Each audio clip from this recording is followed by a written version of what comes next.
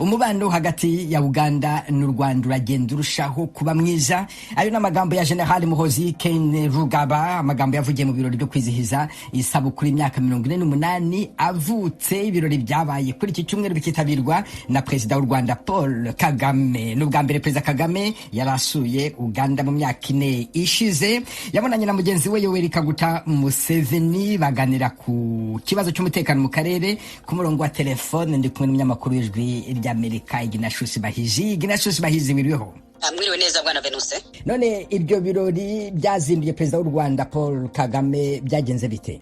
Mu by'ukuri byari ibirori bikomeye, urabona ko byatangiwe no kwizihiza mu gihugu cyose mu minsi itandukanye. N'ibirori navuga ko byari bimaze nk'icyumweru cyose, ariko byaraye bishojwe haba ibirori bikomeye cyane ku ngoro y'umukuru w'igihugu hano mu mujyi wa Entebbe, aho Perezida Museveni nawe yaje nk'umushyitsi w'imena kubyitabira. Ibirori byari byitabiriwe cyane n'abantu benshi, cyane cyane inshuti za General Muhoozi, izabiganye mu mashuri za hano mu gihugu, abasirikare ndetse n'abandi bo hanze y'igihugu. Hamwe mu birori hari abantu batonze ku murongo bafite amabendera y'ibihugu bya Afurika y'Uburasirazuba.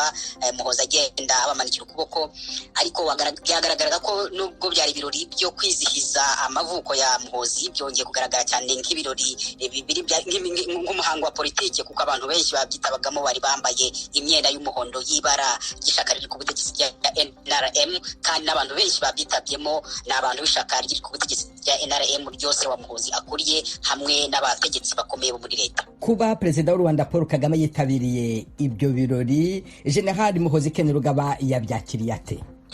General Muhoozi yabyakiriye neza cyane. Nakwibutsa ko anari waruherutse kuja mu Rwanda nyine muri ibi bikorwa byo kugerageza gusubiranya umubano wa Uganda n'u Rwanda. Yari anamaze n'igihe yandika ku rubuga rwe rwa Twitter ko Perezida Kagame asigaye yita se wabo, agiye kuza kubyitabamo. Rero no kuza kwe byamuheshejema cyane, kuko niwe wari mu bantu bagiye kumwakira ku kibuga cy'indege, amuramutsa mu ndamutso ya gisirikare no kumugeza ku ngoro y'umukuru w'igihugu. Hanyuma General Muhoozi ntiyibagiye kuvuga ku mubano wa Uganda n'u Rwanda, ukuntu byari bimeze nuko bimeze ubu ngubu. Uko niko yavuze: as a country again, nk'igihugu twanyuze mu bihe by'umubano mubi na kimwe mu bihugu duturanye cy'abavandimwe, igihugu cy'u Rwanda. Mwibuke ko umupaka wafunzwe imyaka 3, kandi abantu ku mipaka barahababarira kuko nta bucuruzi bwakugwaga, nta mafaranga bari bafite. Ariko ku birenze ibyo, abantu barababara kuko batabashaga gusura imiryango yabo n'inshuti hakurya y'umupaka. Cyari ikibazo gikomeye, ariko turashimira Imana yakemuye icyo kibazo. Umubano wacu ni mwiza kandi ugiye kurushaho kuba mwiza, ndabyizeye cyane. I'm very confident.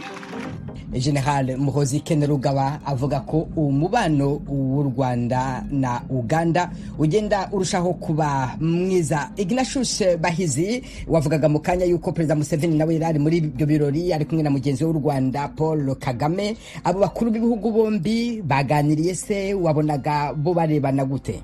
Nibyo koko Yoweri Museveni n'umufasha we Janet Museveni bari bahagaraye hanze y'ingoro bategereje Perezida Kagame aje kuza. Bararamukanya, baramwinjiza, nuko baja bicara mu cyumba cyari kibarimo bonyine Perezida Museveni, umufasha we na Perezida Kagame n'undi muntu. Bari abantu bakiya cyane. Hanyuma ibiro bya Perezida wa Uganda biza gusohora icyegeranyo byerekana ibyo abaperezida bombi baganiriyeho, ko baganiriye cyane cyane ku mutekano w'akarere ka Afurika y'Uburasirazuba.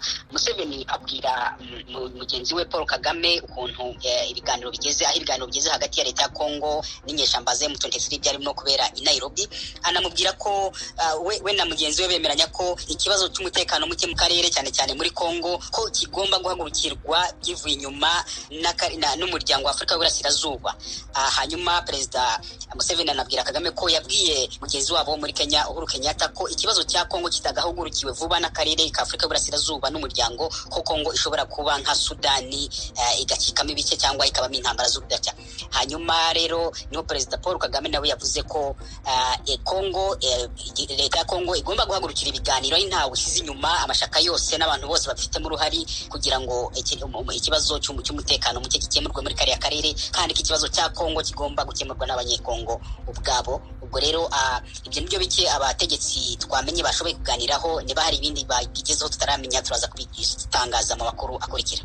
hari hashize imyaka irenga 4 abagande batagenda uko bashaka bajya mu Rwanda n'abanyarwanda bataza muri Uganda uko bashaka ko umupaka wari ufunze. Kuba Perezida Kagame yaje kubasura, yaje kwizihiza isabukuru ya General Muhoozi bakagera muri icyo gihugu, abagande babyakiriye gute? Ibinyamakuru aho ngaho i Kampala byabyutse byandika iki kuri urugendo rw'umukuru w'igihugu cy'u Rwanda? Urebeye hamwe benshi n'itangazamakuru no ku mbuga nkoranyambaga bose bishimiye uruzinduko rwa Perezida Museveni muri iki gihugu, ndetse benshi bandikaga ku mbuga zabo bamuha ikaze muri Uganda, bavuga ko babona umubano w'ibihugu byombi ugiye gusubira mu buryo, cyane cyane ko igihugu cya Uganda gifite abavandimwe, abanya-Uganda benshi bafite abavandimwe mu Rwanda n'abanyarwanda bityo bakaba bafite abavandimwe muri Uganda. Ariko kandi nanone ntibibagiye kuvuga ku kimenyetso cy'uyu muhango cyo mu Perezida Kagame yitabyeho, bavuga ku ruhande rwa politike ko nubwo byari nko kwizihiza isabukuru y'amavuko ya General Muhoozi, ngo byasaga nk'aho se Yoweri Museveni yashakaga kumugaragaza, kumwerekana ko ari we ushobora kuzamusimbura mu bihe biri imbere. Iyo niyo mvugo iriho ubu ngubu mu gihugu cyose, ku mbuga nkoranyambaga, mu binyamakuru, ku maradiyo no ku mateleviziyo n'ahandi. Abenshi babona ko hari ikindi cyari kibyihishe inyuma uretse kwizihiza isabukuru y'amavuko ya General Muhoozi.